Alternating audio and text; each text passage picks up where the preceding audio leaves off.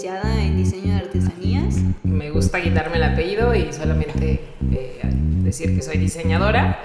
Ese es el nivel más alto. Y mexa por mexicana. Un sunset padrísimo para cotorrear a gusto. Gracias a ustedes y felicidades por este proyecto.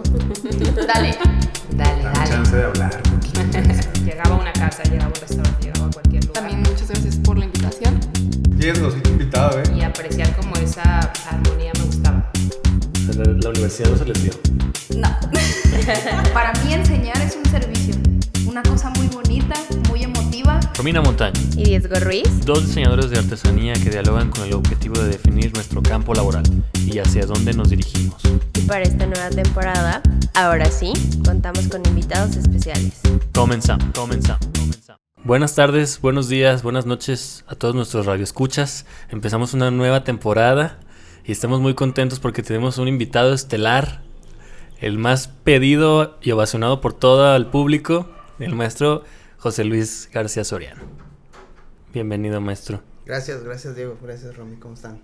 Muy bien, pues nos dimos a la tarea de buscarlo para hablar un poquito de la licenciatura y pues a ver si nos da unas clases. Pues yo traigo la libreta abierta para ir anotando conceptos. Empiécele pues.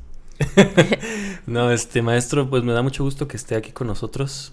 ¿Y quién es el maestro José Luis? Pues yo estudié desde la secundaria. Yo ya estaba muy inclinado por el diseño. En mis tiempos, te estoy hablando finales de los 80s, principios de los 90s, no se tenía la idea que se tiene hoy acerca del diseño, ¿no? No. Entonces yo iba perfilado derechito para las áreas de la manufactura en general. Es que eso era lo mero chido, ¿no? Sí, más que pensar en diseño, yo pensaba me gustaba mucho el dibujo técnico, por ejemplo. Ajá. Y ya a partir de ahí, el dibujo de piezas, todo eso, pues ya, yo ya, en mi mente yo ya sabía que iba derechito al ámbito de la manufactura. No sabía si diseño industrial o cualquier otra cosa, yo simplemente pensaba en fabricar cosas. Y ahí fue donde inició todo. Ya después me tocó en la preparatoria, a mí me tocó un modelo de universidad muy diferente al que les tocó ahora a ustedes. En ese entonces la Universidad de Guadalajara todavía manejaba este sistema de educación por áreas en el bachillerato. Y a mí me tocó estudiar un área que se llamaba área industrial, las áreas industriales. Entonces ahí te enseñaban otra vez el dibujo técnico y también una cuestión que tenía que ver con el uso de herramientas, máquinas. Nos ponían a reparar motores, me acuerdo, ¿no? ¿En qué prepa? Yo estuve en la prepa 6 en Miravalle. Ajá. Pero lo de las áreas no era ahí, o sea, eran 3 días ahí en la prepa y otros 3 días en lo que hoy es la vocacional. Ahí, okay. En los talleres de la vocacional, ahí acá por Boulevard Tlaquepaque. Por la Olímpica y así. Yo soy egresada de la vocacional. ¿Ah, sí? Sí. Me hubiera encantado estudiar ahí. No sé si existan los talleres todavía, sí, por ejemplo. Pero ya pues están adecuados para las famosas TAEs. Y bueno, pues ya de ahí, a mí me gustó mucho eso, o sea, haber estudiado la prepa de esa forma me gustó mucho. Y fuimos de las últimas generaciones, ya después empezó del bachillerato por competencias y ya no supe cómo estuvo, pero creo que se perdió esa parte, ¿no? Los jóvenes en aquel entonces seleccionaban entre 3 áreas, eran áreas industriales, médico-biológicas y económico-administrativas, y creo que eso te forjaba como un perfil vocacional, ¿no? Para lo que venía después en la licenciatura. Que por cierto yo no entré directo a diseño industrial, yo primero entré a ingeniería industrial, porque en ese momento trabajaba yo en una fábrica de telas, por eso mi animadversión con los textiles, pues, porque los ama en su interior. Tengo que confesar que yo empecé con textiles, pues, y como trabajaba en esa fábrica de tela, pues creo que como que yo pensé que lo ideal era estudiar ingeniería industrial. Y ya cuando estaba a media carrera, ya casi más de la mitad, ya me arrepentí y dije, híjole, no, lo mío era lo del diseño, pues. Y entonces me salí y volví a entrar a diseño industrial. Por eso entré unos años después, entré un poco tarde. No entré, digamos, con la gente de mi generación. Ya cuando entré, pues, había gente más joven ahí, pero bueno, de todos modos me sirvió. Y finalmente terminé estudiando diseño industrial. Años después, la maestría en diseño y desarrollo de nuevos productos. Y más o menos por esas épocas, te estoy hablando del 2000, ¿qué sería? 2010. Fue que conocí ya conocía a la maestra Mayagoitia, ¿no? Nuestra jefa del departamento, la maestra Graciela Mayagoitia, a quien le mandamos un saludo, seguramente. Un fuerte abrazo. El programa. Es ella la que nos invita a mí y a muchos otros profesores que ustedes ya conocen a desarrollar este proyecto que de entrada me sonó muy extraño, ¿no? Diseño de artesanía, o sea, que la Universidad de Guadalajara reconociera ya como tal la disciplina, porque algo que nos pasó a muchos de mi generación estudiando diseño industrial es que jamás a nosotros nos enseñaron que íbamos a diseñar para fabricar millones de piezas, ¿no? Ajá. En plena época de la manufactura. Iban a fabricar millones de piezas en una fábrica que no existía. Que además era en una empresa fantasma. Ajá. Fue lo que nos enseñaron. El momento económico de ese entonces así lo demandaba, así se pensaba, hasta la fecha, de hecho. Y que te dijeran, o sea, diseño de artesanía nos hacía mucho sentido a mí y a mis compañeros porque, pues, realmente nunca hicimos volúmenes grandes. Siempre en los ámbitos en los que nos desarrollamos, siempre terminábamos haciendo piezas únicas, ¿no? 1, 2, 3 piezas, nunca, todo bajo pedido, a la medida. Nunca pudimos hacer cosas a nivel industrial, realmente. Entonces de ahí salió la vinculación con los sectores artesanales, ¿no? Bueno, sí trabajabas en la industria, ¿no? Trabajabas en Roche, por ejemplo, ¿no? Sí, pero pues ahí, aunque era una fábrica metalmecánica, nuestros productos eran personalizados, eran únicos. O sea, podría yo decir que eran productos de metalmecánica artesanales, pues, porque a final de cuentas no eran productos que se fueran a hacer en serie, porque esa era la diferencia, ¿no? Que te marcaban, ¿no? Decían, es que es diseño industrial, este es un producto que se va a fabricar en serie, ¿no? Y el diseño de artesanía se piensa más como productos personalizados. Ok. Entonces usted es licenciado por parte de la Universidad de Guadalajara por el Centro Universitario de Artes y Arquitectura de La Barranca. Así es. ¿Entra en qué año? En el... ¿qué fue? 98, 2002 más o menos. Ok. Cuentan los rumores que usted era de los alumnos que llegaban con su computadora ya, pues, o sea, Sí. era privilegiado.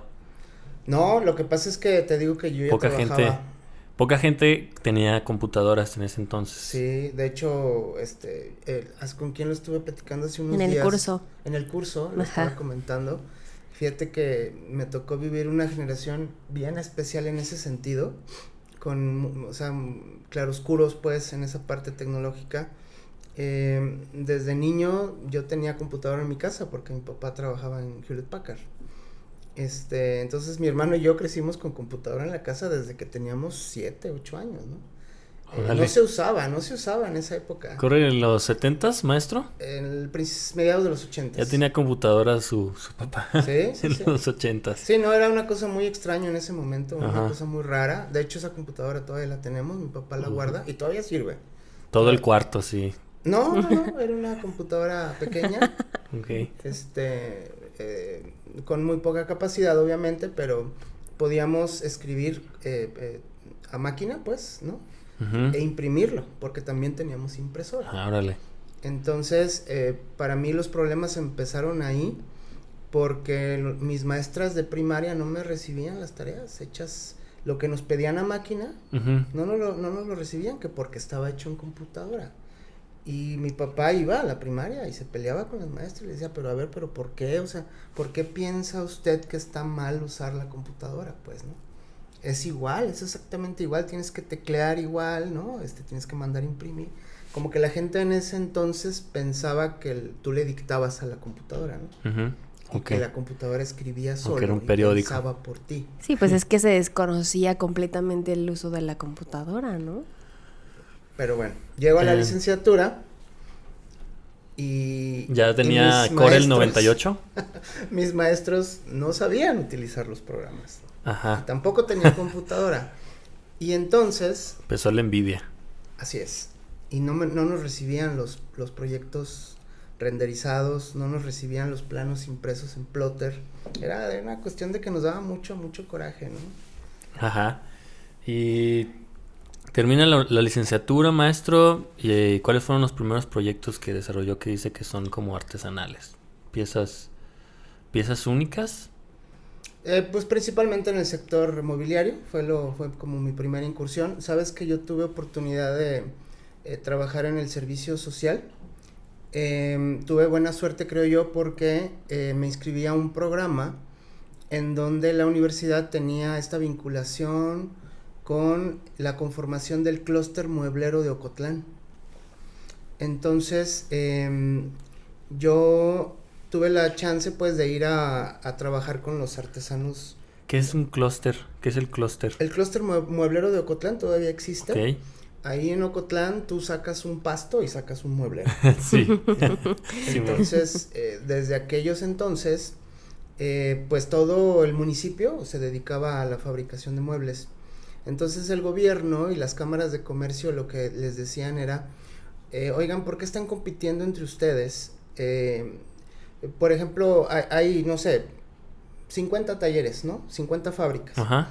Entonces todos van y compran la madera a los mismos lugares, ¿no? Todos van y compran las telas a los mismos lugares. Todos van y compran los herrajes a los mismos lugares. ¿Por qué no hacemos un clúster? O sea, ¿por qué no hacemos un almacén, ¿no? Para todos. Una colaborativa.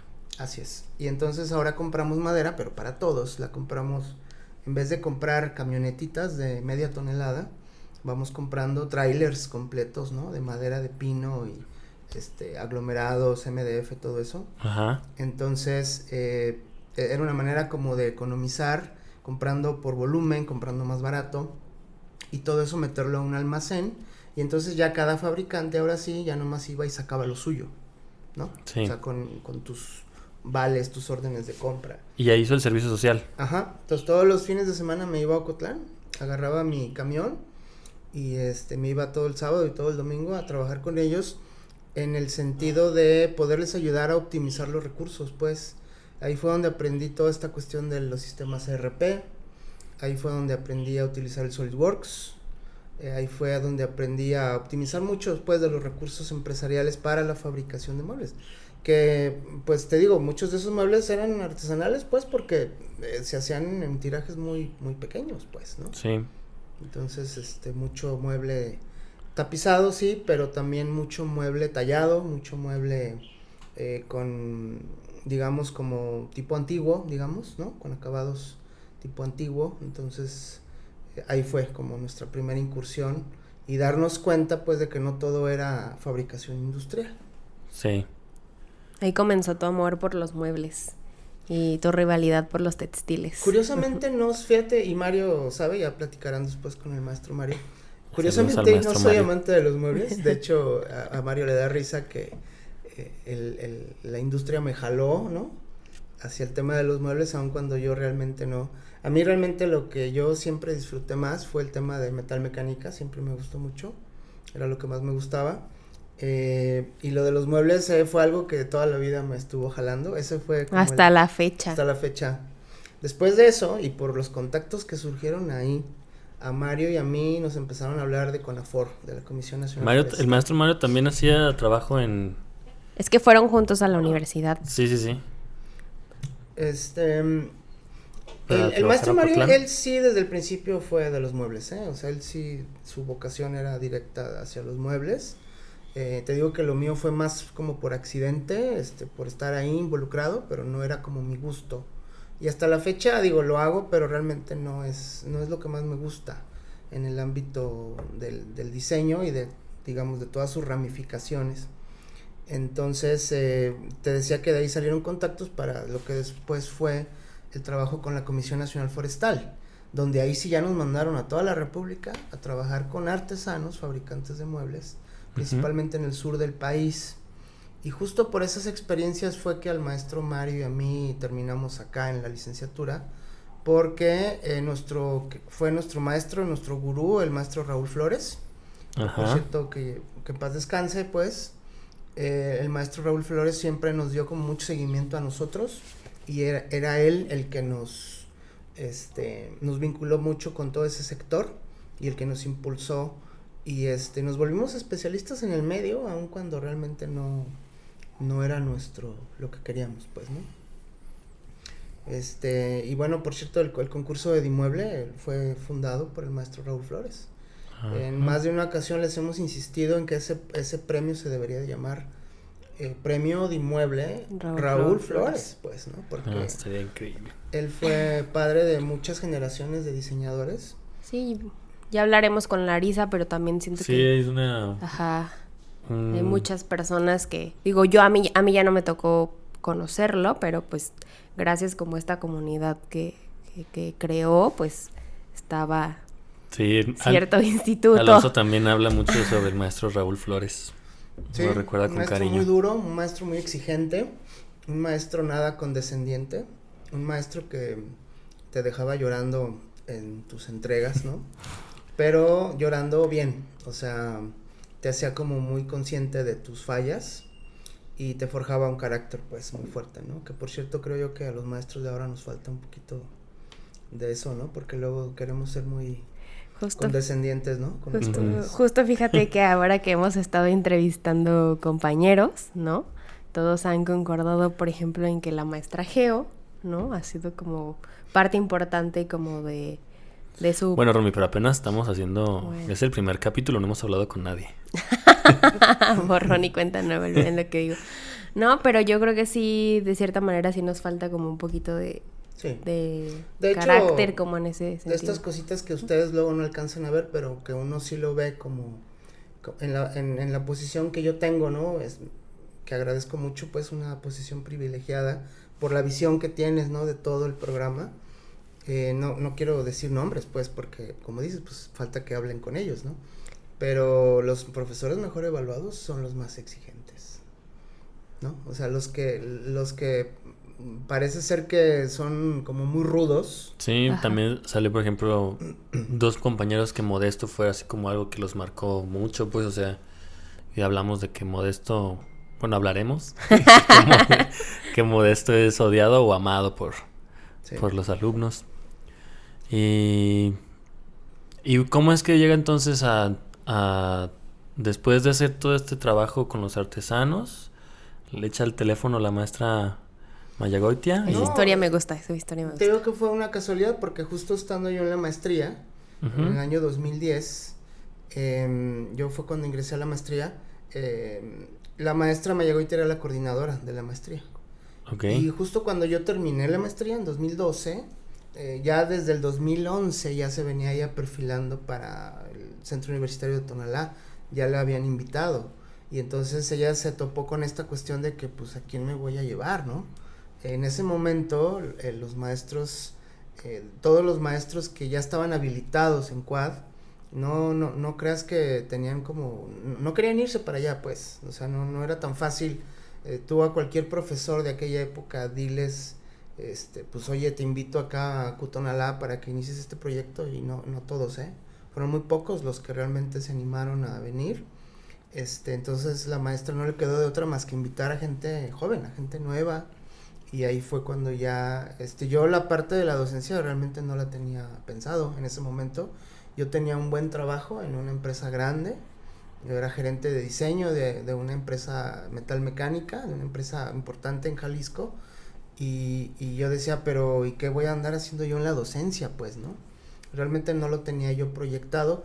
Sí había tenido experiencia docente porque también me tocó trabajar en la UVM, pero no lo había pensado yo como así como un proyecto de vida, pues.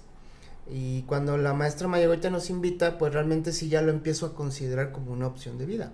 Y además porque ya decía yo, bueno, tal vez para la recta final, ¿no? de mi carrera, a lo mejor ya no sonaba tan mal el dedicarse a la docencia, dado que los primeros 20 años, pues realmente sí fueron una vorágine, pues, ¿no? O sea, el trabajar en el ámbito privado, digo, tú creo que ya lo estás viviendo, ¿no? Y ustedes también ya lo están viviendo. Es una vorágine, pues, es una cosa imparable, ¿no? Que te consume a nivel de tiempo, a nivel de todas tus capacidades, ¿no? Entonces, yo en ese momento que tendría yo que, no sé, 38, ¿no? Ya me estaba perfilando a los 40, dije, no, pues sabes que a lo mejor ya a estas alturas creo que ya y me vine a la UDG aún con una percepción económica inferior, ¿no? O sea, de estas decisiones que tomas, ¿no? Como arriesgadas, de decir, bueno, pues ni modo, le voy a bajar 2, 3 escalones en lo económico por una paz mental, pues, ¿no? Y para mí la universidad fue como algo así como... Y trabajar con los jóvenes es algo que te reconforta. Enriquecedor. Sí, te rejuvenece muchísimo. Henos aquí. Sí. Somos producto de su esfuerzo. Sí.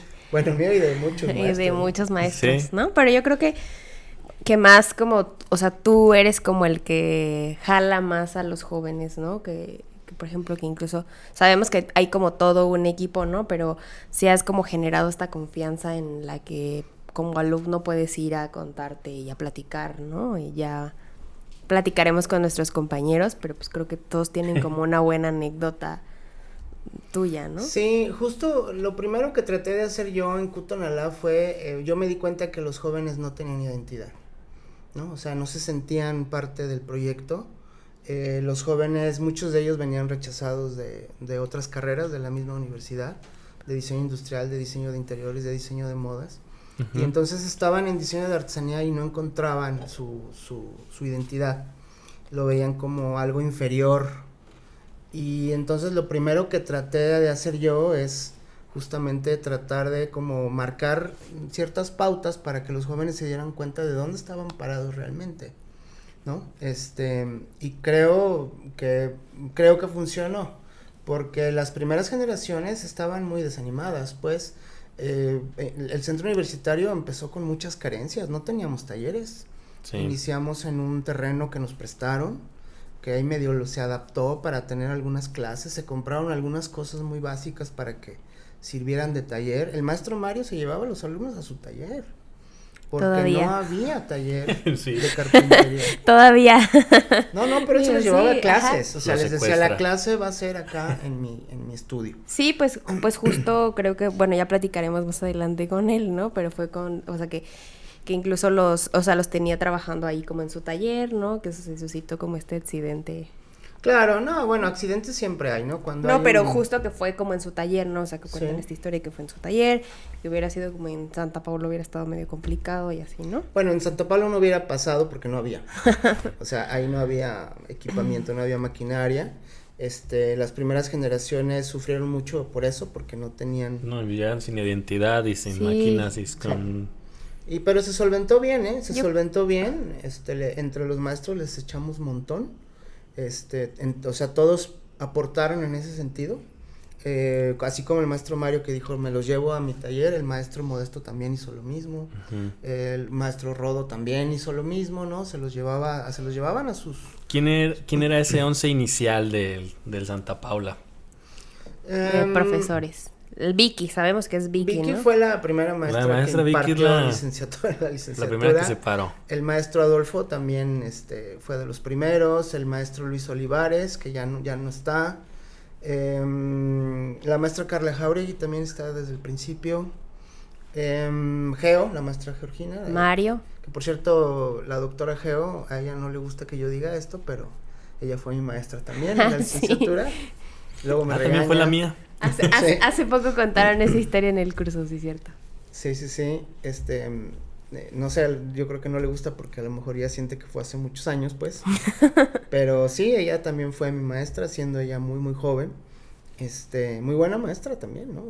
Desde aquel entonces, ¿no? Muy buena maestra. ¿Quién más? La maestra Mayagoite también empezó, no le quedó de otra más que también ella dar clases, ¿sí? Pues. A la maestra Mayagoite. ¿Qué clase daba la maestra?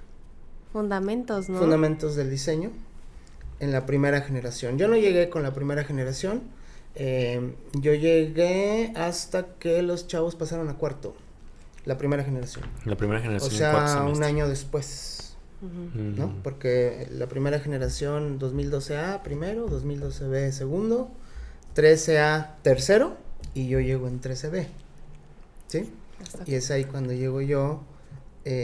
Y ya para ese entonces ya también se habían integrado Mario, la maestra Mayagüel Sepúlveda, que le mandamos un saludo hasta Londres, a Cecilia López, que también está en Londres, A mí ya no me tocaron ellas. Ya no, ¿verdad? No, cuando yo iba a pasar a tercero fue cuando ellas se fueron. A ellas les mandamos un saludo desde aquí hasta allá. Muy buenas maestras también. ¿Quién más? Ya estaba el maestro Rodo, entró creo que igual que yo. Después llegó Juan, David ya estaba también. Y así, más o menos así fue como empezamos. La maestra Pati Gareda también. Ya cuando ya estábamos acá en Cutonalá, ya fue cuando llegaron la maestra Fátima. ¿Quién más llegó cuando? La maestra Marisa. Larisa también. Alonso, ellos llegaron cuando ya estábamos acá en Cutonalá. Sí, el otro día platiqué con Alonso y me dijo que creo que él llegó justo con la 8 o la 9. Uh-huh. Oye, y hemos tenido como, más bien investigado que esta constante de los alumnos que terminamos, porque Diego y yo también venimos de ser rechazados de una universidad, o sea, de la universidad de diferentes carreras, ¿no? Y como que hemos notado que es la constante la mayoría de nuestros compañeros que egresan, ¿no? El venir como, incluso como, no, es que yo no me quería quedar sola, era como por... Bueno, la primera generación totalmente se llenó con puros estudiantes rechazados de otras carreras. Fueron muy pocos los que hicieron trámites directo a diseño de artesanía, pero era una carrera nueva. Uh-huh. O sea, no puedes tú abrir una carrera nueva y pensar que la gente va a llegar... Que los vamos a rechazar. No, o sea, pensar que va a haber gente interesada en algo que no conocen. Además. Entonces, como estrategia, lo que se hizo en ese momento fue, bueno, se abre el programa y a todos los jóvenes rechazados, que son miles, son muchísimos, o sea, ustedes no se imaginan la cantidad de estudiantes que se rechazan de las carreras de... Si lo sumas tú, de diseño industrial, diseño de interiores, diseño de modas... Y si me urges también hasta de arquitectura y otros programas similares, son miles de jóvenes, son miles de personas que se les cortan las alas, pues. Sí. Entonces a todos se les mandó un correo electrónico en aquel entonces y diciéndoles, oigan, ustedes que son rechazados de estas carreras de diseño, hay una opción para ustedes similar, se llama diseño de artesanía, está en el Centro Universitario de Tonalá, y así fue como se llenaron las primeras generaciones. Eso pasó durante las primeras generaciones, pero sí, a lo mejor ustedes no lo recuerdan, pero sí tuvimos, ya después de la generación de Romina, y ya prácticamente con la tuya, uh-huh.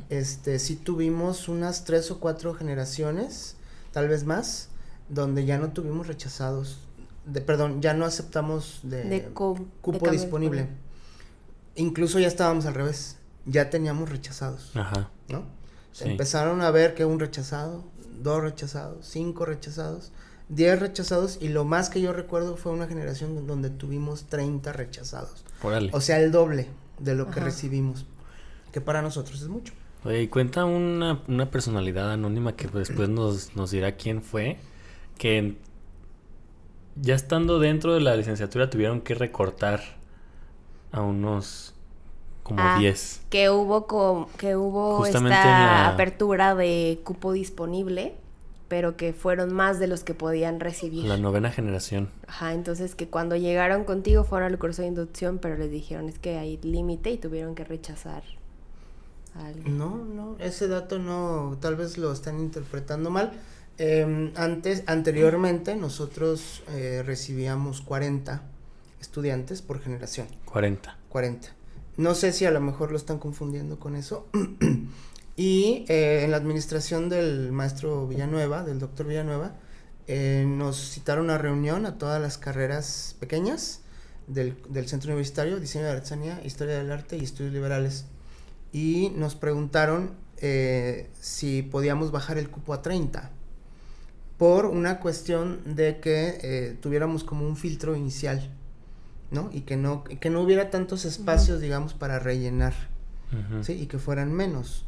No sé si más bien se está yo creo que sí fue, puede porque ser. una Pero generación arriba es de que... No se rechazó a nadie, o sea, simplemente se bajó el cupo, pero se hizo antes de que ingresaran, entonces realmente no es que hayamos sacado a 10 para su casa, no. O sea, simplemente en ese semestre se aceptaron 30 en lugar de 40. Y por eso te digo que ahí empezamos a tener ya rechazados, ¿no? Y bueno, después llegó la pandemia y volvimos otra vez a los niveles de hace 6, 7 años, ¿no? Oye, Sí. ¿Tú te acuerdas todavía del correo que hace poco me mandaste que te puse urgente? Cuando no salían listas. Sí lo recuerdo. Pues yo conocí a Romina antes de que ella ingresara. Entonces yo le dije, bueno, está la opción de diseño de artesanía. Ella ya había hecho trámites a diseño de modas, me parece. Industrial. Industrial, perdón.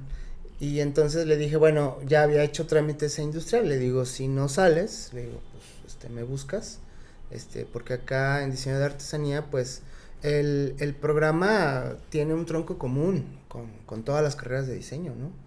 O sea, todos tenemos, los fundamentos del diseño son universales.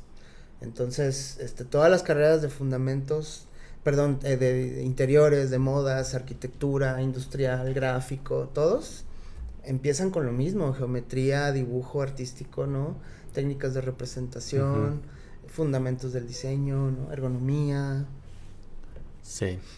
Entonces, en ese sentido, digamos, el primer tercio de la licenciatura es prácticamente igual al de cualquier carrera de diseño.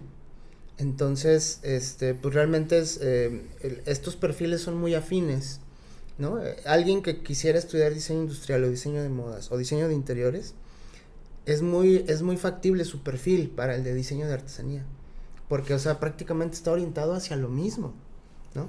Nada más aquí lo que cambia al final, o bueno, de media carrera en adelante, es este giro ya hacia el ámbito particular de la artesanía.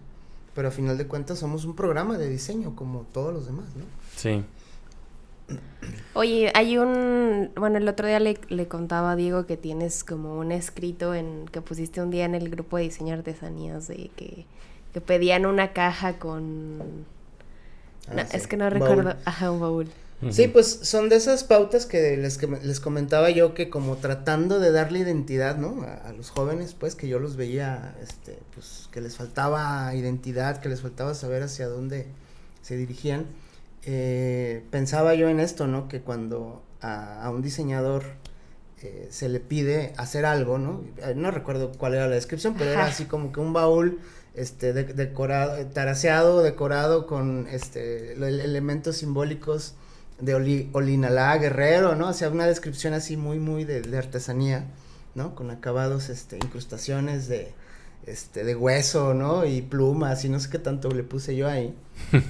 Una cuestión así 100% de diseño de artesanía, pues, que solamente los de diseño de artesanía lo iban a entender. Y al final yo ponía, el diseñador industrial dirá, ¿para qué?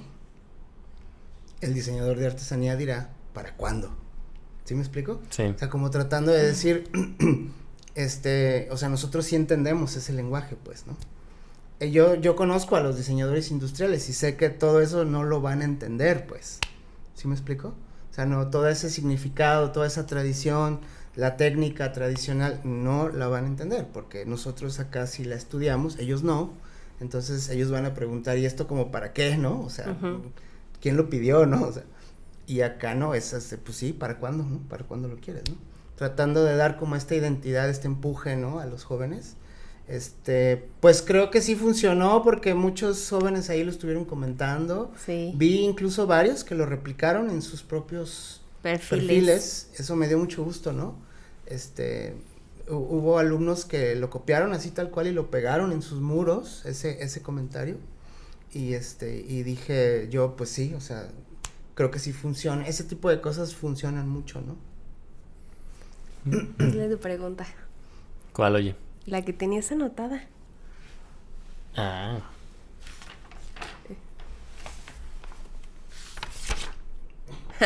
Y luego dice que aquí no tenemos guiones y me avienta las hojas, pero... Es que, bueno, ahí va. No sé, todavía no la redacté, pero a ver si se entiende bien.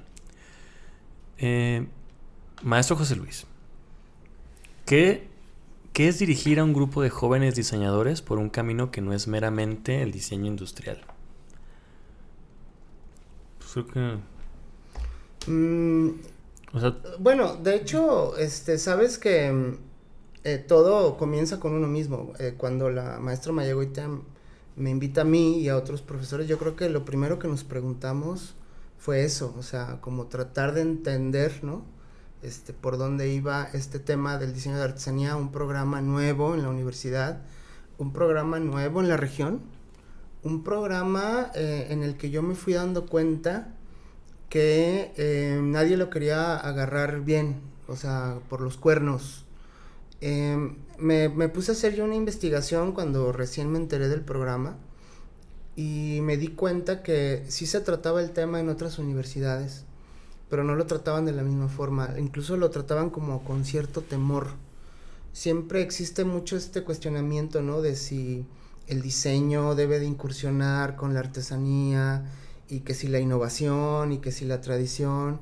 Me encontré un programa en Michoacán donde ni siquiera era un programa de diseño, era un programa de antropología y tenía un área de especialidad en diseño artesanal, ¿no? O sea, como queriendo tratar el tema, pero por encimita. Y realmente no está tan complicado el asunto. O sea, el artesano, hace diseño, ¿no? O sea, tal vez no lo identifica de esa forma, tal vez no lo llama de esa forma, pero las piezas artesanales, si tú te pones a revisar las piezas prehispánicas, te vas a dar cuenta que pues hacían vasijas de barro con un asa, ¿no? Con una tapa, ¿no? Entonces, bueno, pues todo eso es diseño, pues, ¿no? Con un orificio más delgado en la parte de arriba para que no se escurriera. Todo eso es diseño, pues. Entonces, como que hay cierto temor, ¿no? A decirle las cosas tal cual. El programa como tal se inserta en el municipio de Tonalá, que pues se pinta solo para la artesanía. Entonces, los artesanos, los hijos de los artesanos, ya no quieren ser artesanos, se están dedicando a otras cosas, están estudiando otras cosas. Siempre platico esta anécdota de un artesano que me habló un día y estaba muy contento, ¿no? Oye, José Luis, estoy muy contento porque mi hija va a entrar a Tonalá, ¿no? Órale. Y yo le digo, pues qué padre, pues bienvenida, échamela para acá, aquí trabajamos con ella, ¿no? Me dice, no, perdón, pero no va a entrar ahí contigo, ¿eh? ¿Cómo? No, va a entrar a contabilidad. Oh. Y entonces yo me quedé así como, bueno, o sea, pero sí lo entiendo. Digo, bueno, pues es que los hijos ven que a los papás no les ha ido bien. Entonces los hijos deciden hacer otra cosa. Ya después entendí que a lo mejor la chica que estudia contaduría y que es hija de un artesano le va a ayudar a su papá, ¿no? En temas contables. Entonces digo, a lo mejor no está tan mal eso. Y también aprendí que tenemos muchos jóvenes que no vienen de una tradición artesanal. Entonces también entendí que eso no está tan mal, porque son justo ellos los que van a heredar toda esa tradición y le van a dar otro empuje, que los artesanos ya no lo quieren hacer, ¿no? Ellos ya no quieren, o sea, realmente ellos están muy conscientes de eso y dicen, no, José Luis, yo ya no quiero que mi hijo siga o mi hija siga con esto, pues, o sea, a mí me ha costado trabajo, no le va bien al artesano, tenemos que batallar con muchas cosas. Entonces, yo sí estoy muy consciente y no quiero que mi hijo siga con esto. Entonces me muero yo y se muere la tradición. ¿Ok? Pero, afortunadamente la Universidad de Guadalajara tuvo esa visión y entonces llegan los jóvenes estudiantes de diseño de artesanía y tal vez no se han dado cuenta, pero quienes van a heredar todo eso son ellos, ¿no? Todo lo que de alguna manera el gremio artesanal ya no está queriendo darle continuidad. Entonces, tú me preguntas, ¿qué les digo? Pues eso, o sea, que ellos son los herederos de esa tradición. Tal vez no es la continuidad de la tradición como lo dictan los cánones, ¿no? Porque ya sabes que la tradición dice que el maestro artesano, ¿no? Siempre será el maestro artesano, uno será aprendiz, ¿no? Hasta que muera el maestro, y tendríamos que ser de la misma familia, ¿no? Tendríamos que pertenecer al mismo núcleo familiar. Pero bueno, si ellos están conscientes de que no va a continuar, entonces, bueno, pues entonces que nos den chance porque ahora vienen los jóvenes estudiantes de diseño de artesanía, quienes le van a dar una identidad completamente distinta. Y ya lo estamos viendo. Este podcast ya es una nueva forma de ver la artesanía, ¿no? Desde otro ámbito, pues. O sea, ustedes aquí han hablado, pues, de la técnica tradicional, pero ya lo están haciendo a través de otros medios digitales. Entonces ya de esto se puede enterar mucha gente, están tratando de llegar a otros públicos y eso, pues eso es lo que se esperaba. Eso es lo que se esperaba. ¿Sí lo vieron llegar? No de la forma como se está materializando, pero sí esperábamos que en algún momento los estudiantes pues se manifestaran, ¿no? Eso sí lo estábamos esperando. Sabíamos que en algún momento iban a brincar, pues, ¿no? Y ya han brincado, o sea, ya han empezado a brincar. Tenemos jóvenes muy exitosos, compañeros que pues les está yendo bien, ¿no? A Cristian Córdoba, ¿no? Tenemos a Ricardo Navarro, tenemos a Charlene, a Paula. Charlene es la del vidrio, ¿cierto? Sí, tenemos a muchos, o sea, no quiero decir nombres porque son muchos y se van a enojar conmigo si no los menciono. Hablábamos de Francisco Mesa, ¿no? Hablábamos de Yasmín Peña, o sea, gente que realmente ve esto con otros ojos y que ya en su ámbito ya están abriendo camino, ¿no? Ustedes mismos, pues, ¿no? Ya se están dándole una identidad que, por cierto, no la he visto yo últimamente en el ámbito del diseño industrial, por ejemplo, ¿no? Siento que está un poco estancado el ámbito del diseño industrial. Entonces, creo que veo más movimiento de este lado, ¿no? Incluso incursión de diseñadores industriales en el ámbito de la artesanía, ¿no? Sí. Entonces, pues creo que hasta ellos mismos se han dado cuenta, ¿no? Que, y tú lo has mencionado en los programas anteriores, ¿no? Que, teníamos que voltear a vernos a nosotros mismos, ¿no? Ah, sí. Esa es mi frase estelar. Sí. Ya me salió, yo la fui redactando y justamente es parte de lo que hicimos en este podcast, pues porque yo allá, sin sentarme aquí a platicar justamente de esto, nunca hubiera llegado a esa concepción. Y sí es que el diseñador industrial mexicano se dio cuenta que no compite en una sociedad globalizada, entonces busca su identidad en su propia raíz. Así es. Pero entonces definitivamente no cree que la artesanía pase de moda. La artesanía llegó para ser la nueva moda. Claro. Porque hablaba usted del libro de Oppenheimer, que no, sí. Ya me regañó el maestro Paco, que no es que no es chileno, es argentino. Es argentino, sí, Andrés Oppenheimer.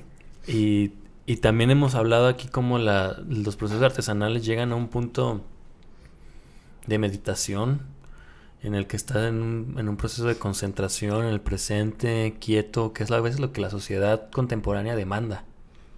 Sí, mira, ahorita hace poquito vi una película que tiene una escena que me llamó muchísimo la atención. Se llama El Ciudadano Ejemplar, así se llama, es una película argentina.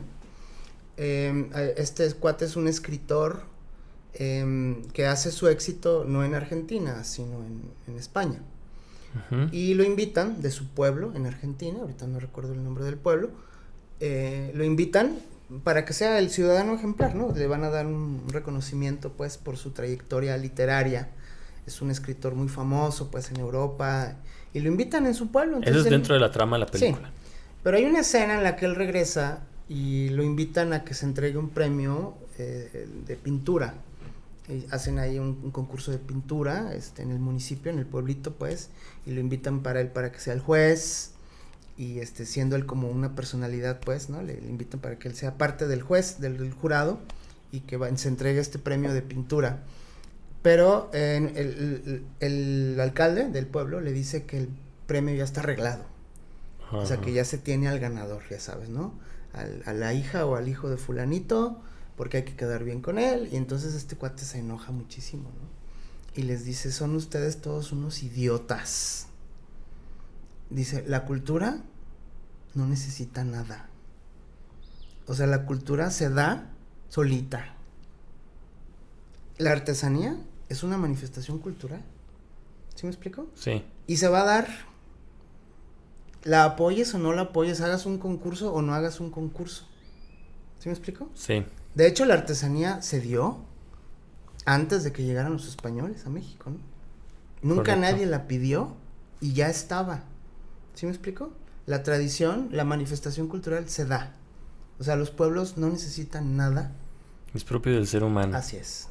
Por lo tanto, por mucha tecnología que haya, por mucha automatización que haya, lo dice Andrés Oppenheimer en su libro, el ser humano va a tender a volver a su raíz. Ojo. Porque si no nos vamos a volver locos. O sea, ve la película de Wall-E, ¿no? Estos gordos, ¿no? Sentados en una cámara de teletransportación, ¿no? Sin huesos, ¿no? Ya todos, No, el ser humano no puede estar así. O sea, el ser humano es inquieto, necesita moverse, necesita crear, Entonces la artesanía, siendo una manifestación cultural, nos va a acompañar por mucho tiempo, ¿sí? Más allá de la industria que pues tiene que satisfacer las necesidades del ser humano, yo siento que las técnicas artesanales van a estar con nosotros durante mucho tiempo.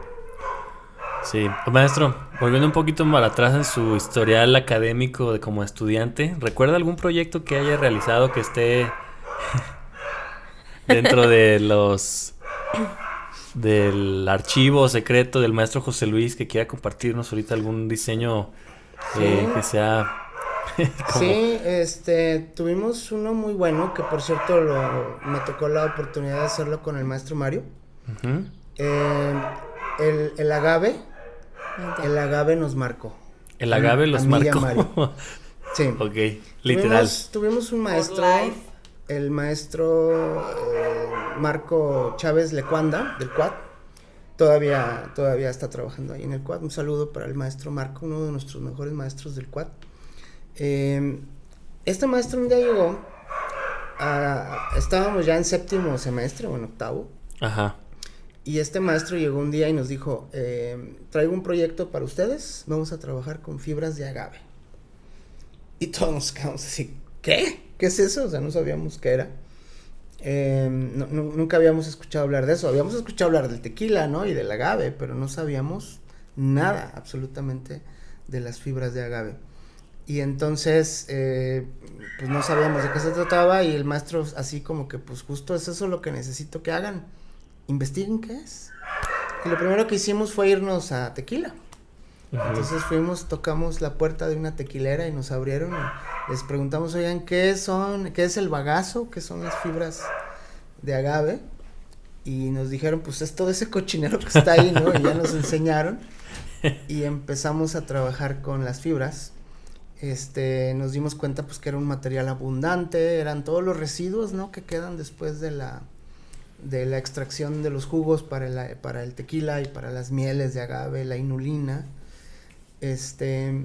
Y bueno, pues nos enseñaron unas pilas, unas montañas enormes de eso, de ese material fibroso, mojado, apestoso, maloliente, lleno de moscas.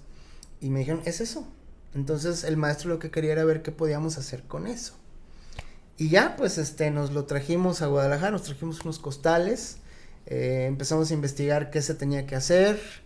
Ya después nos dimos cuenta que en CUSEI, en el departamento de madera, celulosa y papel, ya tenían muchos estudios en torno a eso.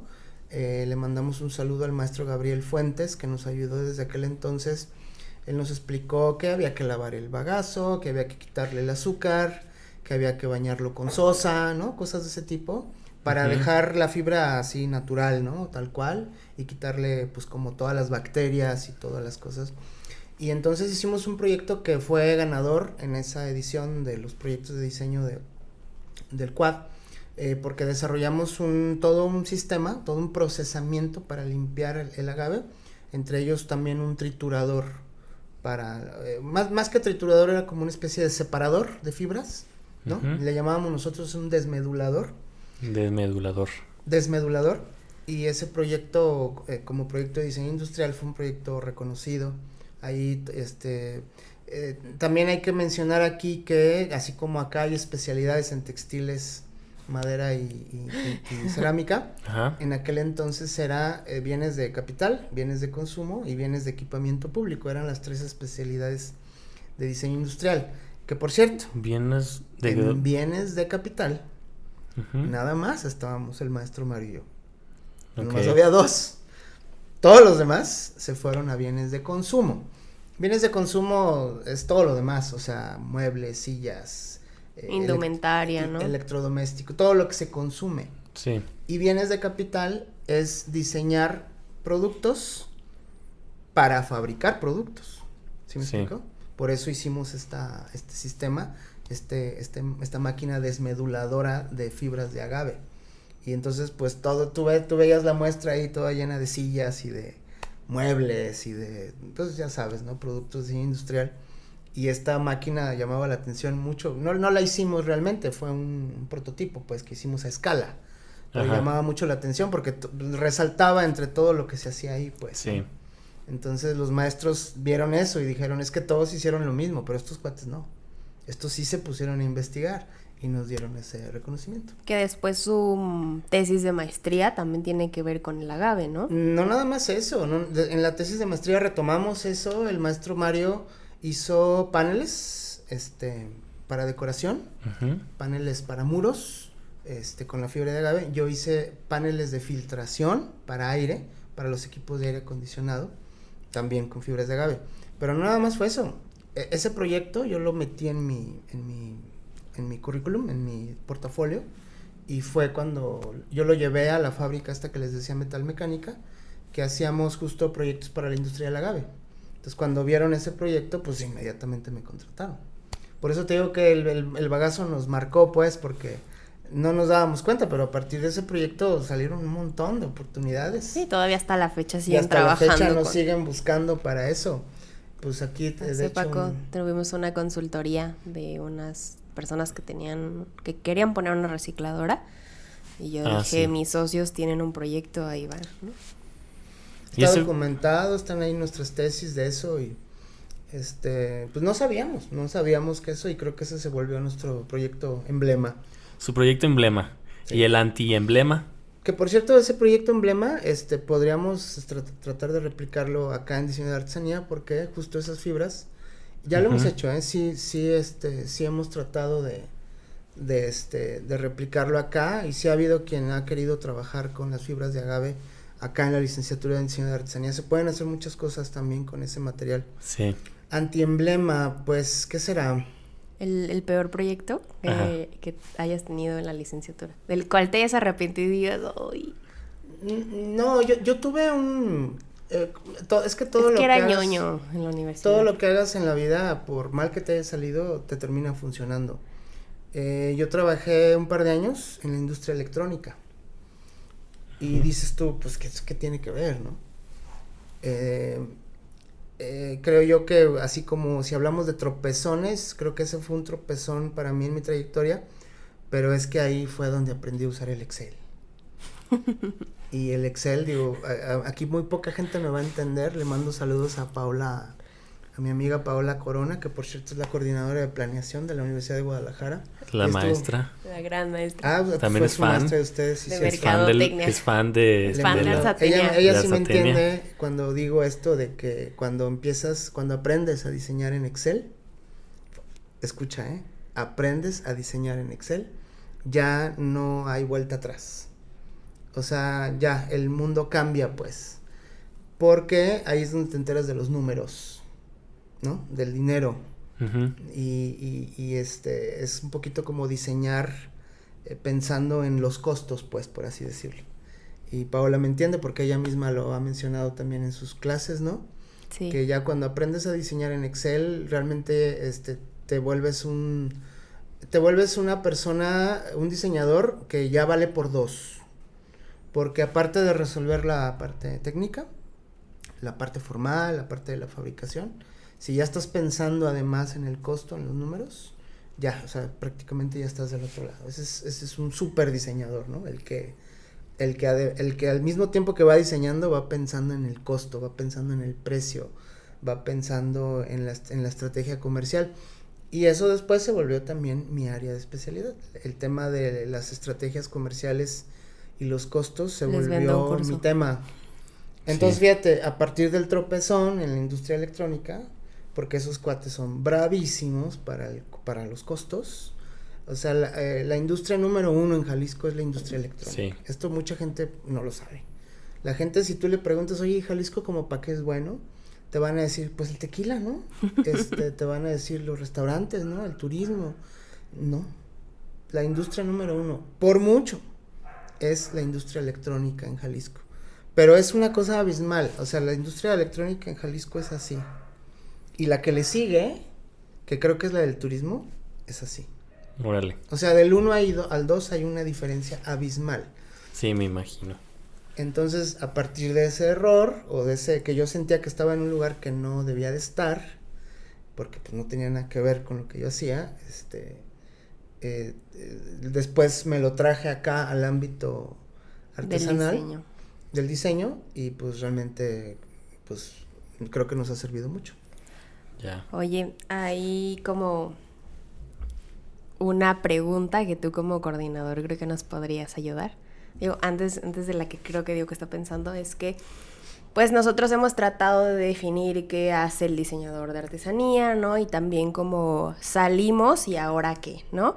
Y hace poco lo platicábamos en el curso que tuvimos, que pues realmente estamos nosotros empezando a generar empleos, ¿no? Y creo que tú eres como la persona que creo que nos podrás ayudar acá. También, pues parte de hacer esta plática y de tener como estos podcasts y de tener invitados, pues es también para que pues nuestros compañeros que vienen de generaciones más abajo, pues no se desanimen, ¿no? O personas que van recién egresando, ¿no? Y no encuentren como un trabajo como tal, porque sabemos que no hay un puesto de diseñador de artesanías, ¿no? Claro, en esa parte siempre hemos sido muy sinceros con los jóvenes.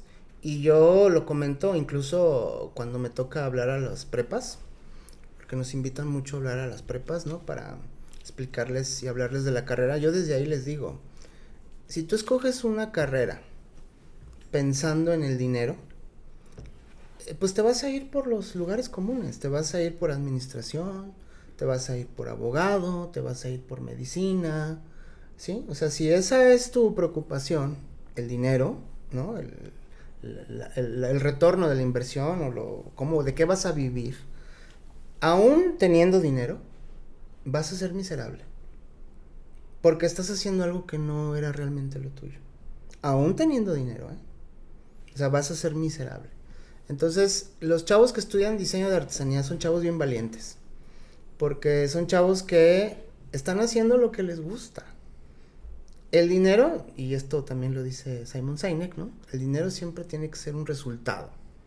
No el objetivo final, no un propósito, ¿no? El dinero tiene que ser el resultado de lo que tú hagas. No un objetivo en la vida. O sea, estamos hablando acá que puede haber una persona muy pobre, pero que si hace lo que le gusta, es una persona que es feliz. ¿Sí me explico? Sí. A diferencia de un médico que gane millones de pesos por una cirugía y que en el fondo es infeliz porque esto no era lo que tenía que hacer. No sé si me explico, ¿no? Entonces, por ahí va el tema. Nunca les hemos mentido. No hay una industria como tal visible a la vista, pues, para el diseñador de artesanía. Esto es un campo que tenemos que abrir nosotros mismos. De hecho, ustedes mismos ya lo están haciendo, ni cuenta se han dado, pero ya lo están haciendo. Por ejemplo, Romina con su proyecto indie, pues ella ya tiene gente ahí trabajando con ella, ¿no? Egresados de la licenciatura, que en el ámbito académico ese es el nivel más alto. El objetivo de las universidades es que sus estudiantes se coloquen en el ámbito profesional. Entonces, cuando un joven es contratado por una compañía, está bien, ya se logró un primer escalón de ese propósito. Pero cuando ese egresado forja su propio negocio, ya está un escalón todavía más arriba. Y cuando ese egresado contrata a otros egresados, ya está en el tercer escalón. Sí. Y en el ámbito académico, los profesores lo sabemos, esto luego la gente común y corriente no lo sabe, pero los que estamos muy metidos en el ámbito académico sabemos que ese es el nivel de jerarquía más alto que hay. Independientemente de si hay dinero o no.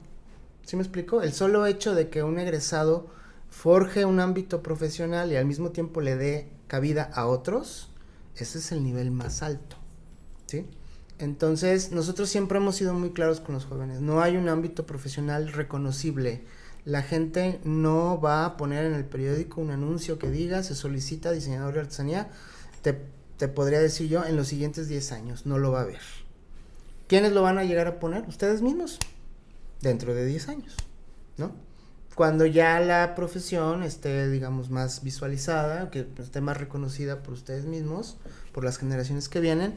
Lo mismo le pasó a los diseñadores industriales, ¿no? La maestra Maya Goitia, que fue egresada de las primeras generaciones de diseño industrial aquí en Guadalajara, ella misma nos ha dicho, es que en mis tiempos era igual. O sea, yo fui la tercera o la cuarta generación y nadie sabía qué demonios hacíamos nosotros, ¿no? Ya fue hasta 20, 30 años después que la gente ya se empezó a dar cuenta. Y entonces ahora sí ya se solicita diseñador industrial, ¿no? Pero, o sea, ahora sí ya todo el mundo lo entiende. Entonces lo mismo les va a pasar a ustedes, ¿no? Dentro de 20 o 30 años ya finalmente podrán ver por ahí algún anuncio que diga se solicita diseñador de artesanía. Correcto. ¿Quieres mandar los saludos? La, ¿Y las preguntas? la pregunta era pues por lo que está esperando la mayoría de la audiencia este capítulo. Ah, pero eso es al final, para que se termine en el capítulo. A ver. Entonces, bueno, hicimos una dinámica en el Instagram, maestro. Ajá.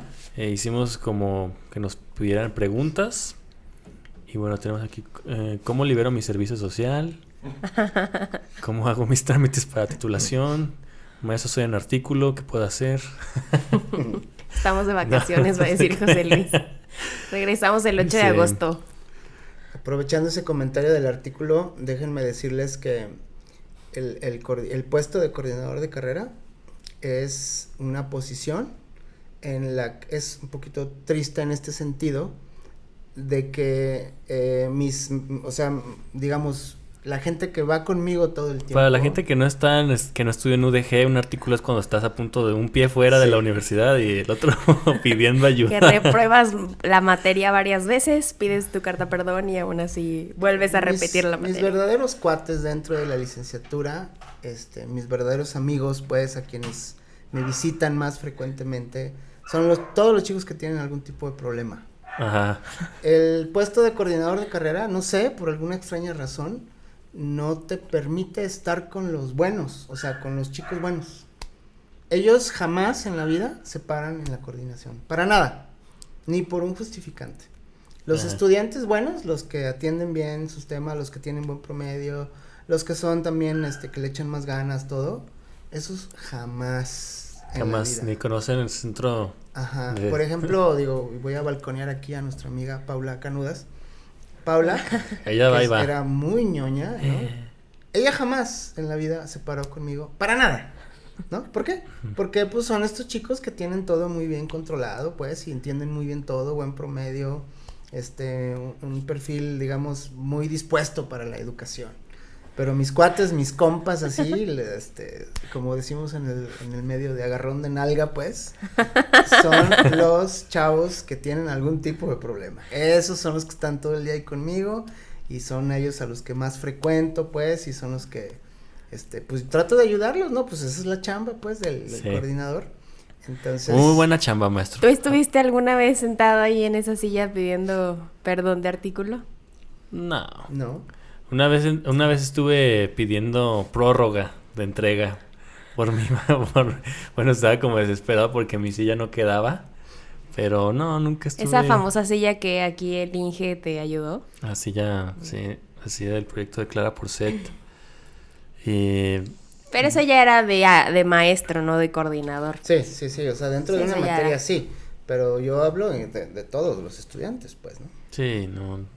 Sí, yo que hice mi servicio con José Luis le decía a José Luis, ¿cómo les tienes paciencia? Le has explicado 5 veces cómo se tramita el artículo, ¿no? Yo no tengo estómago para eso. Sí, esa es como una especie de situación especial que se le da al puesto de coordinador. Está dentro de la cuota voluntaria que paga el alumno, ¿no? O sea, ese es otro tema. El sábado asesoría, nos dijo aquí José Luis que el sueldo del coordinador de carrera es de las aportaciones voluntarias. Por eso ganamos tan poquito. No sé si le pusiste 50 centavos, pues son esos 50 centavos, es lo que le pagan al maestro. A ver si le puse ahí un 500. No, 10 pesos, la neta. Yo también tenía 20 pesos, lo siento. Todos ponen cuotas voluntarias muy bajas.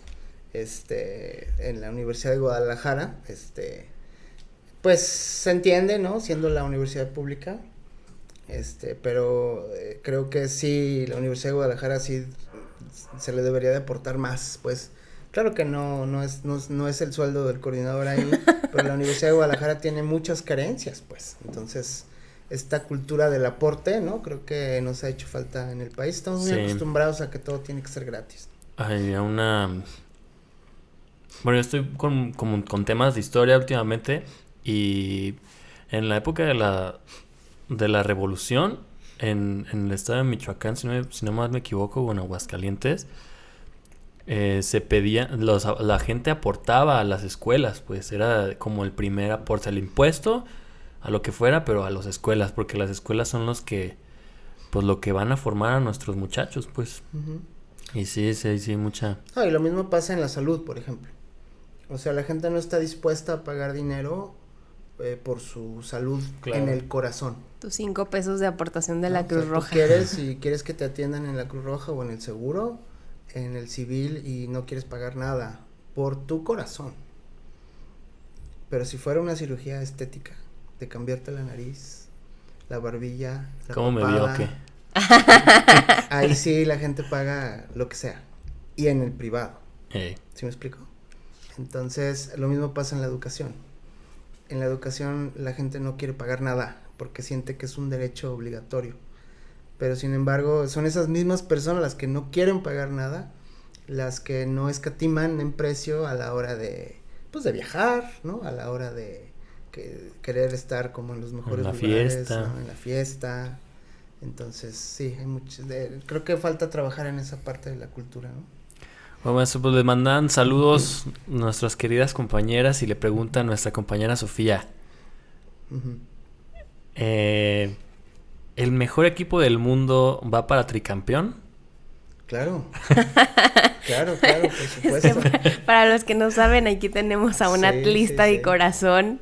Sí. Sí, y sobre todo atlista desde antes de los campeonatos, porque ya después de los campeonatos ahora todo el mundo ya se volvió atlista, ¿no? Pero sí. ¿Te acuerdas de tu frase que siempre pones en el pizarrón? ¿Qué? Sí. El Atlas será campeón algún día. Ese ejemplo lo pongo para explicar cómo se debe de redactar un objetivo. Y lo hago a propósito, ¿no? Si les mencionas... Ya no le funciona. Y ahora ya no me funciona porque ahora ya es bicampeón. ¿Qué buscaron? Pero antes, cuando era un equipo tradicionalmente perdedor, Ujú. pues sí sonaba muy extraño esto de que el Atlas era campeón antes del 2023, ¿no? Yo lo uso de ejemplo para explicarles cómo se debe de redactar un objetivo, ¿no? Y le tienes que poner número, tiene que ser medible, alcanzable, fecha límite, ¿no? Ay, ¿no entraste a esa clase? Sí. Pero Ah. el solo hecho de mencionar al Atlas ya todo el mundo lo destanteaba, pues, ¿no? Entonces yo les decía, ¿eso que está en el pintarrón es un objetivo? Y todo el mundo decía que no, porque sabes que el Atlas jamás va a ser campeón, pues, ¿no? Entonces ya, pero lo hacía yo a propósito, pues, para explicarles que eso no tenía nada que ver, pues. Sí. Bueno, le mandan saludos mi compañera de generación, Esmeralda. Ujú. Saludos. De mi top de los 5 maestros de toda Es- la carrera. Es Jessie, ¿no? Jessica, Esmeralda. Pues la conoces, la Sí, ubicas claro, más sí, por sí. Esmeralda. Es que en mi salón hay 3 Jessicas. Pero no es Jessie Medrano la que escribió. No, Jessica, Esmeralda, Jess. Mm. Saludos. Nuestra compañera Celina, que también se tiene que acordar de ella. Claro. Saludos al amo supremo. Corazón. Bueno, esta ya la hizo Romina. Bueno, también preguntó nuestra compañera que también va a venir al podcast, Cintia. ¿Cómo le hace para tener paciencia y atender a todos sus críos? Es que no es difícil trabajar con los jóvenes. De hecho, por eso te decía yo que acostumbrado a la industria privada, donde los trancazos son duros. Ey. Donde ahí sí hay mentadas de madre, pues, donde los golpes son muy, muy rudos. Tenemos una clienta que van 4 veces. Vamos a ir por su quinta vez que vamos por un sofá a su casa por una manchilla. La que te dijo Y que nomás- te... No, el ámbito privado es muy rudo, es muy, muy rudo. Ustedes no saben, o sea, realmente sí es muy, muy fuerte. Allá afuera los trancazos son muy fuertes, son muy duros. Y trabajar con jóvenes es una chulada. O sea, realmente no es tan pesado como a lo mejor piensa aquí Romina. Sí, pues sí, de repente sí es muy repetitivo todo, pero justo por eso es importante como que tengas, pues, bien armado, ¿no? Vocación. No, que tengas bien armado sí. tu procedimiento. Por ejemplo, dice Romina, es que todo el mundo pregunta lo mismo. Sí, claro. de Como cómo la es el gente del trámite. banco. Entonces yo les digo, Ah, bueno, esto. es que, a ver, aquí está, ¿no? Ahí te va. Y entonces ya tienes como preparada la respuesta. La primera vez que te preguntan, pues sí te llama la atención. La segunda, pues también. Y la tercera también. Pero ya después de la cuarta en adelante, ya tú solito te vas acostumbrando a que así va a ser. Te mentalizas para eso. Y no, es una chulada trabajar con los jóvenes. No es difícil. Ya me aprendí el trámite de artículo 34 yo también. Nuestro compañero Saúl, este sí no lo conozco. Yo tampoco, ha de ser de Saúl. generaciones abajo. Tendremos que que ponga su nombre, compañero. La neta no lo conozco, pero sería un gusto. ¿Cuál de las 3 especialidades de LIDA, de la licenciatura de diseño de artesanías, le gusta más? Eso es una pregunta obvia. Obvia.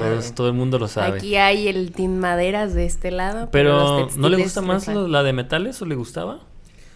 Metal mecánica, lo que pasa es que acá es metales, pero a nivel como de artesanía, es más bien como una cuestión de joyería, pues, ¿no? No. Yo decía metal mecánica en la industria de la manufactura, ¿no? O sea, manufactura de alta precisión en cuanto a fabricación metálica, pues. Okay. Maquinaria, ¿no? Motores, ese tipo de... Pero dentro del ámbito de la artesanía, pues todo mi ámbito para desenvolverme fueron las maderas. Por todo lo que ya te platiqué de la CONAFOR y el postre mueblero. Fue algo que fue un accidente, pues, y le aprendimos a agarrar el gusto.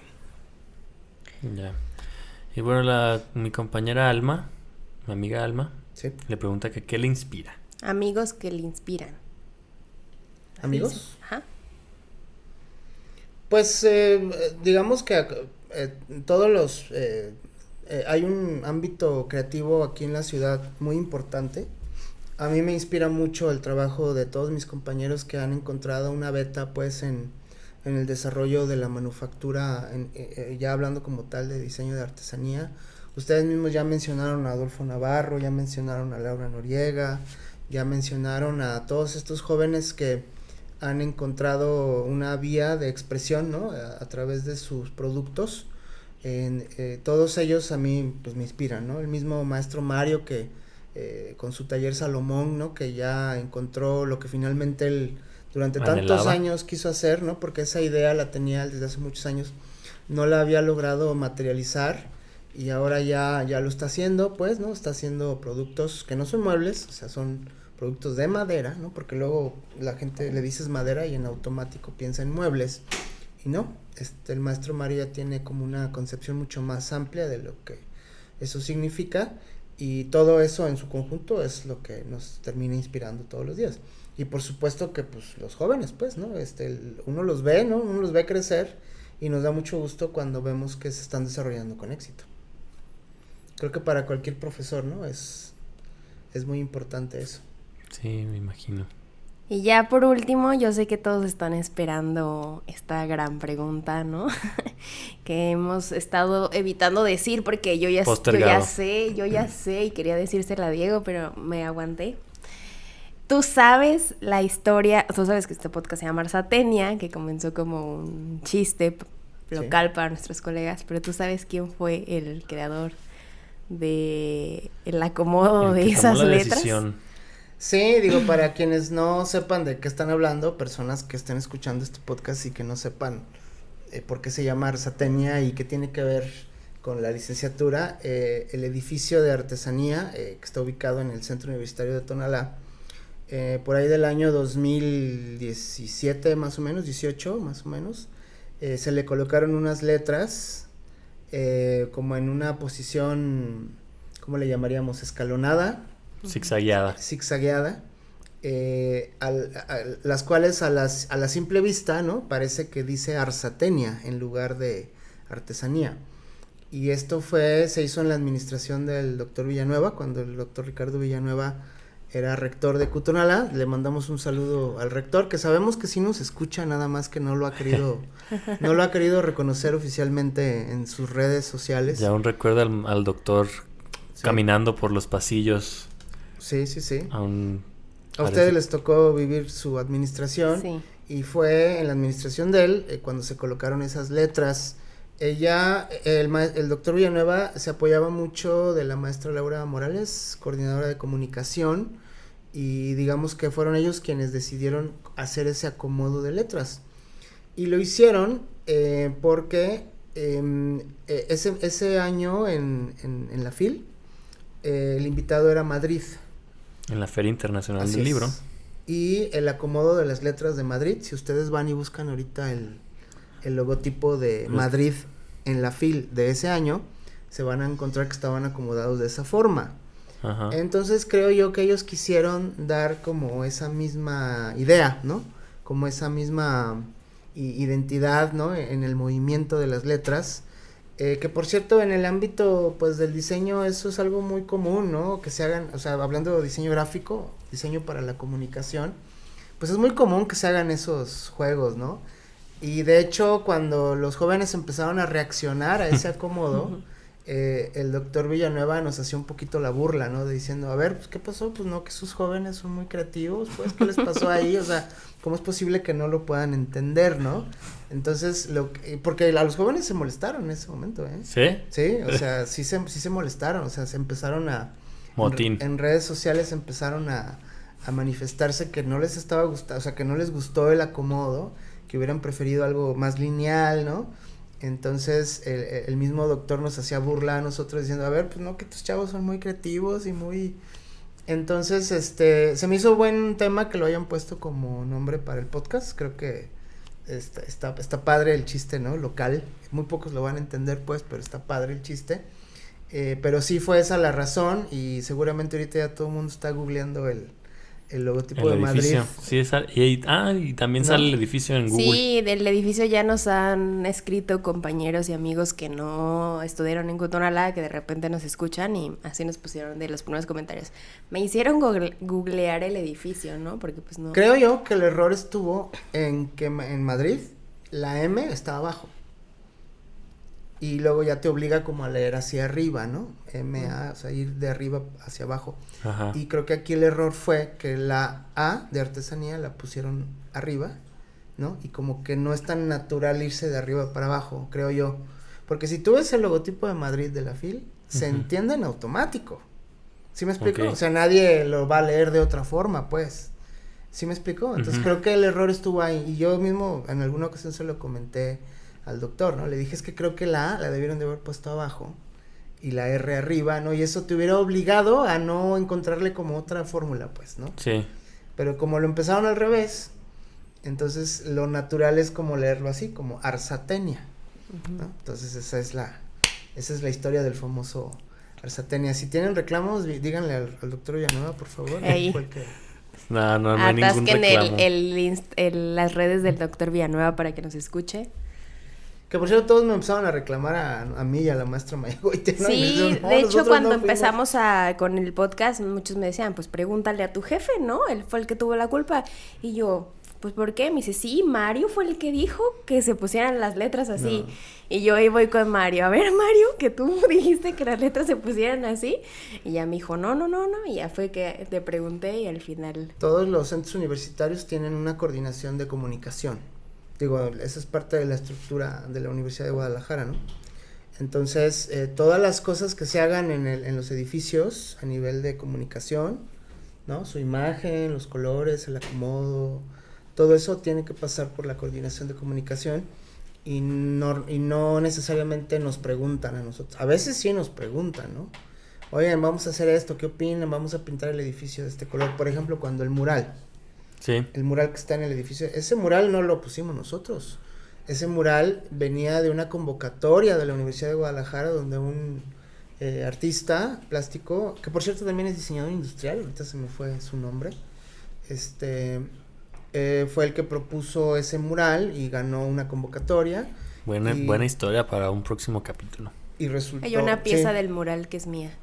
¿Ah, Que sí? por cierto la pintaron estudiantes Sí. con la guía del artista. Recuerdo que Mariel, Ajá, una Mariel. compañera de la... Mariel Pedro. es de Séptima generación. la octava, es de Concintia. Pedro, ahorita se me olvida su apellido, pero nuestro compañero Pedro también estuvo ahí participando y alguien más. Pedro, uno de, sí, como de la sexta que estuve con él, Sí, que hace muy buenas ilustraciones y pinta muy bonito. sí. Sí, ellos fueron 3, no recuerdo quién más estuvo ahí, pero fueron 3 los que pintaron ese mural. Ujú. Entonces ese tipo de cosas no nos preguntan a nosotros, o sea, son cosas como muy institucionales. Los mismos murales que están ahí en el Cutonalá donde está el león y Sí, el búho, ¿no? Estos pues son cosas ya que pasan por la coordinación de comunicación. correcto. Bueno, pues muchísimas gracias por estar con nosotros, maestro. Al Le contrario. quería pedir un último favor. Sí. Se me escapó en mi graduación y no me firmó mi libretita. Ah, muy bien. Entonces estaba esperando Sí, claro. para que me pudiera firmar. ¿Donde Sí, sea? donde usted guste. Y pues, Muchas gracias por haber venido, por darte el tiempo. Sabemos que tienes muchas cosas que hacer, que ya hoy inician tus vacaciones Sí. de la universidad. Y No, al contrario, Romina, felicidades. mañana a la oficina. Gracias a ustedes y felicidades por este proyecto. Hace, ¿qué fue? 3-4 años habíamos pensado, ¿no? En que se hiciera un podcast de la licenciatura. Me acuerdo que lo vimos con Sí, Cristina. con Cristina. Con este chico de nanotecnología, Alexander, un ¿verdad? compañero de Nano. Y no pudimos hacerlo, no resultó tan sencillo en ese momento. Qué bueno que finalmente ustedes lo retomaron y y lo está están agarrando, haciendo. que se está concretando. Ojalá y pueda continuar, ¿no? Durante mucho tiempo. Sí, es la idea, es la idea.